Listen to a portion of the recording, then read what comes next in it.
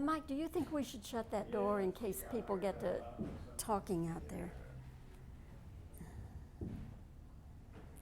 Well, I have been working all these years, Albert, just like you. Never stops.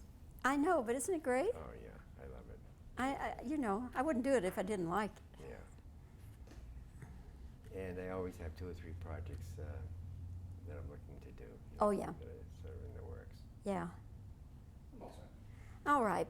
Well, Albert Maysles, our time is limited, but I have to say welcome to Dallas and thank you for bringing your newly mastered print of Gimme Shelter.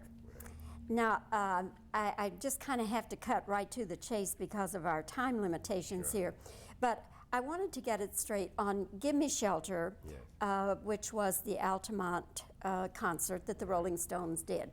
And it really evolved into quite a tragedy.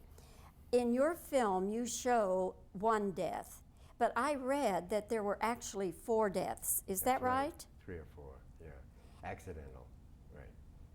This one was, the one that's in the film is a killing rather than an accidental death.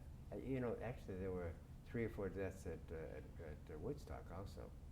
So Woodstock was not all the everything coming up roses the way that was depicted in the film. We felt we had to show it as it was, and it was not an entirely happy scene at all. A lot of violence. In those days, they had this expression, a bummer, and it was called a bummer. But the music, of course, was great, and there were 300,000 people getting together to have a good time. Well, they had a good time, but then I suppose that as in Woodstock too, there are probably still tens of thousands of kids who took bad drugs who are still suffering from the effects of it. At any time, were you or your crew injured, or was your equipment destroyed? No. In a weird way, the Hells Angels, who were beating up on people, took it on themselves to help us out. So I didn't need any help. I had a little bag that I had slung over my shoulder. They insisted on carrying my magazines, which was okay with me, you know. Were they invited to come there and be security people, or did they just show up? Somebody invited them. I don't know just who it was. It wasn't the Stones themselves, but somebody invited them. But you know, they would show up anyway. They showed up at Monterey Pop. And fortunately nothing bad happened there. But I think one of the problems was that they weren't guided by the people who normally would be there with them, their leaders, right? So a lot of those Hells Angels on that particular trip were novices, new recruits who were, I guess, trying to prove how manly they were, or something like that. I don't know. The man with the gun, was it his intention to shoot Mick Jagger? I don't think so. I don't think so. But that's one of the rumors. He was, for several hours before he got killed, he was tormenting the Hells Angels with that gun. So he wasn't entirely innocent. Also, you'll notice if you look back at the film, a few moments before he's killed, in the film, you see him in a corner of the frame, white jacket and all, and his tongue wagging in and out, which is a sure sign that he was probably on cocaine.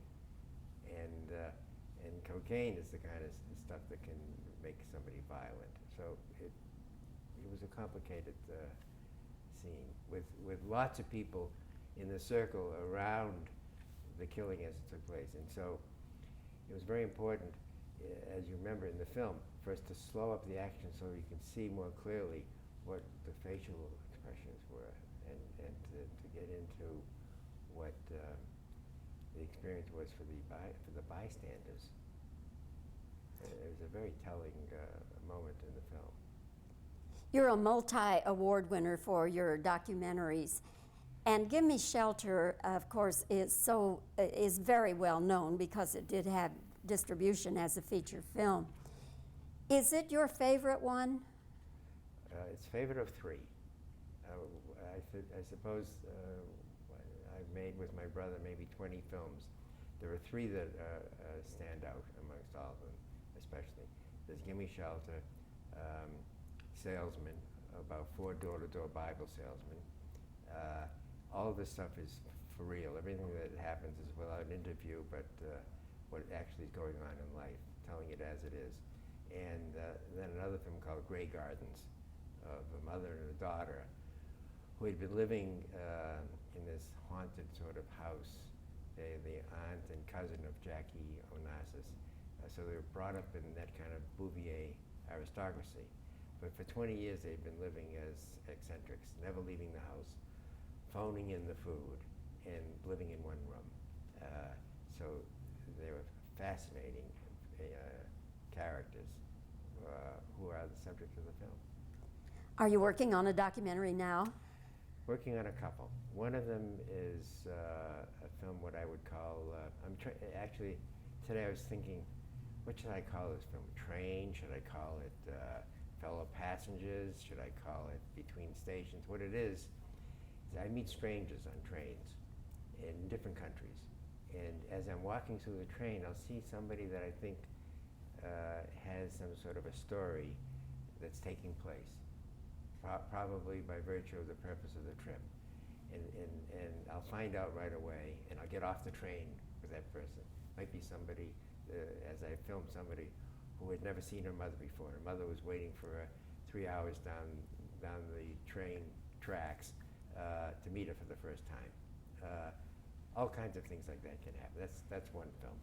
And another one about a Jewish guy who in 1911 was falsely accused of the ancient blood libel accusation that Jews have been falsely accused of killing Christian children, taking their blood, mixing with matzahs for Passover.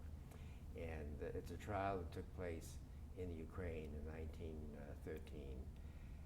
Eventually he was acquitted, but there are people still think that he was guilty, and that Jews do this sort of thing. So it's important to tell the story straight. And several weeks ago, I took my son, 21 years old, the two of us armed with little video cameras, and we went to Kiev where the trial took place, went to the court house, to the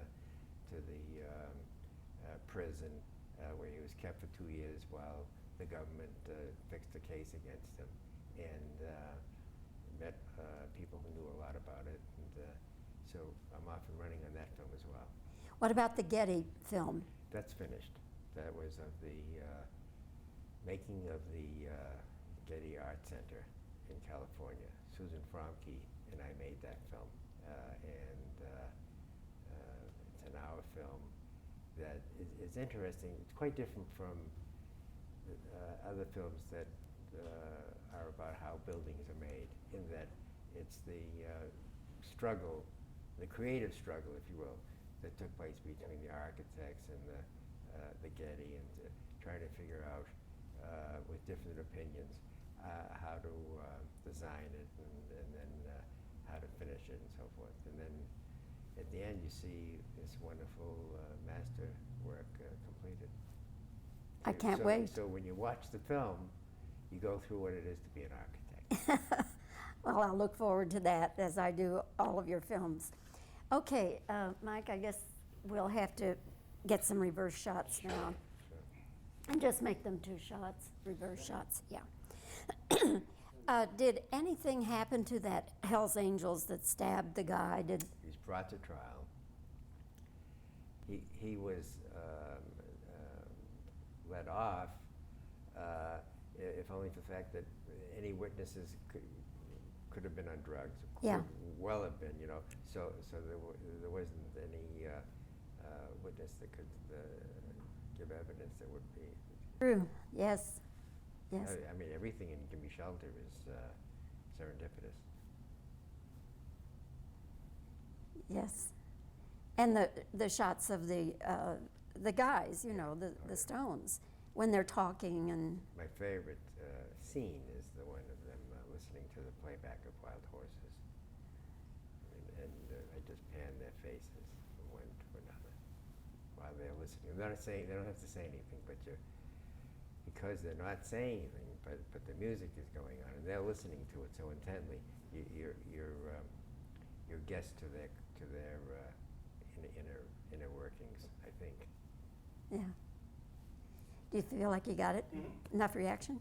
Well, no questions? Well, their time is so short. Let me just do one. Okay.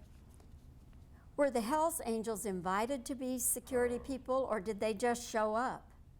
Somebody invited them. If we knew or could have discovered Okay, more of it. that's good. Okay.